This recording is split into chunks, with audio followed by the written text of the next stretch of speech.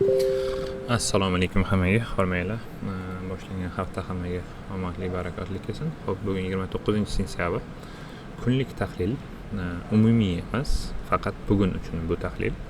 Xo'p, DXY dan boshlaymiz. DXY da men sell site yechilishini kutyapman. Sell site yechilgandan keyin paralarda 1/3 pozitsiyada ishlab olmoqchiman. Xo'p, qanday paralarda? Ya'ni Euro USD da bu nuqtalarimiz, ya'ni 17600, 17700 nuqtalariga kelsa sell olmoqchiman. Ya'ni shu turgan joyidan bu joyga borsa, keyin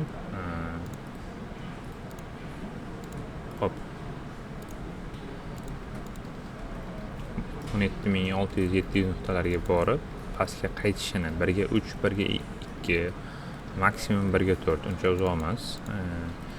Bu ssenariyni kutyapman Euro USD da yoki da GBP USD da bu. Ya'ni turgan joyidan buy side buzib keyin orqaga qaytish kerak.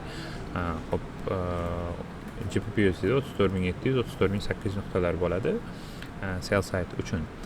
Xo'p, sabab qanaqa bo'ladi? Sababimiz birinchidan Euro USD buy side ura olmaslik kerak.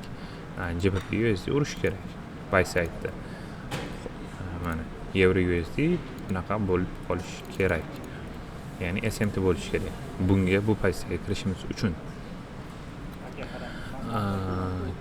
Yoki teskarisi, yoki Euro USD buni urish kerak edi.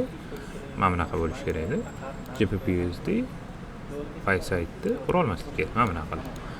Teskarisi. Shu holatda ikkalasiga ham limit qo'yaman. Qaysi biri birinchi kelsa, o'shanga kiraman. Kelmaganidan esa kirmay, o'chirib tashlayman limitlarimni. Euro USD va GBP USD ga bugungi qarashim shu, lekin bu joygacha men buy ishlab bormoqchi emasman. Prosta men bu joyga kelsa sell ishlab olmoqchiman. Xo'p, bu tushunarli deb o'ylayman. Euro USD da GBP USD ham albatta tushunarli bo'lsa kerak. Sababi oddiy narsa, ya'ni buy side uradi, buy side urgandan keyin SMT bo'lish kerak Euro USD bilan. Xuddi shunaqa DXY ham sell side urish kerak. Ikkalasidan kirishimiz uchun, ikkalasidan biridan kirishimiz uchun. Xo'p, Nasdaqdan esa bu turgan joyi hozir Londonning high bo'lib turibdi. Xo'p, Londonning high'ini urish kerak deb o'ylayapman. London high'ini urib 24700 nuqtalaridan qaytish kerak ATM gacha, ya'ni aytaylik bu joyga borib ATM ga kelib, ATM dan keyin yana dalshi buyga davom etishini kutyapman. Xo'p, ko'ramiz, vaziyat bersa kiramiz.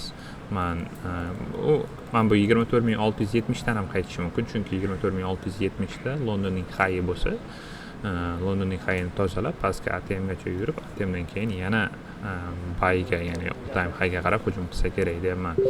Ko'ramiz, imkoniyat bersa kirib ko'rmoqchiman bu pozitsiyalarga ham. Charchamanglar, omad hammaga. Kuninglar xayrli o'tsin.